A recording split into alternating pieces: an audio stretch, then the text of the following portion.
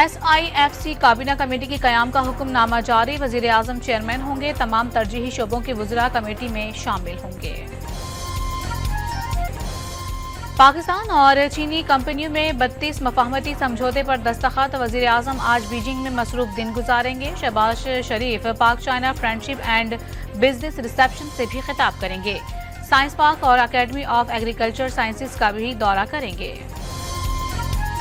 اقوام متحدہ کی جنرل اسمبلی سیکیورٹی کونسل کے 5 غیر مستقل ارکان کا تقرر آج کرے گی۔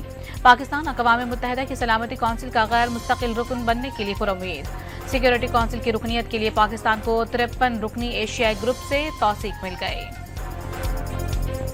عدالت دہشت گردی عدالت اسلام آباد میں توڑ پھوڑ کیس کی سماعت، عمر ایوب اور شبلی فراز سمیت ملزمان کی عبوری ضمانت میں 5 جولائی تک توسیع۔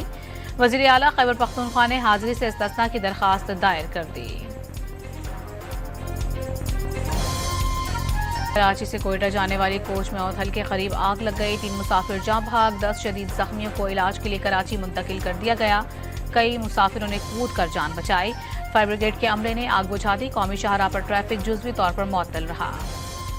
لکی مروت میں اشتہاریوں کی منتقلی کے دوران پولیس موبائل پر حملہ، نامعلوم افراد کی فائرنگ سے 1 ملزم زخمی، پولیس اہلکار محفوظ رہے۔ بعد میں پولیس اہلکار کی گھر میں گھس کر اسلحے کے زور پر لڑکی کے ساتھ مبینہ زیادتی، پولیس نے مقدمہ درج کر کے ملزم کو گرفتار کر لیا۔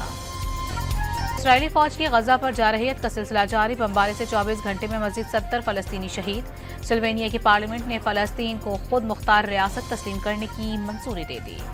T20 ورلڈ کپ میں پاکستان کا سفر آج سے شروع ہوگا۔ ڈیلس میں رات 8:30 بجے پاکستان اور امریکہ مد مقابل ہوں گے۔ ہر میچ جیتنا ہے، غلطی کی گنجائش نہیں۔ شاداب خان اور اعظم خان کی صلاحیتوں پر کسی کو شک نہیں، محمد عامر کی پریس کانفرنس۔ اور T20 ورلڈ کپ میں آسٹریلیا نے پہلے میچ میں عمان کو بآسانی شکست دے دی۔ یوگنڈا نے پاپوا نئی گینی کو 3 وکٹوں سے ہرا دیا۔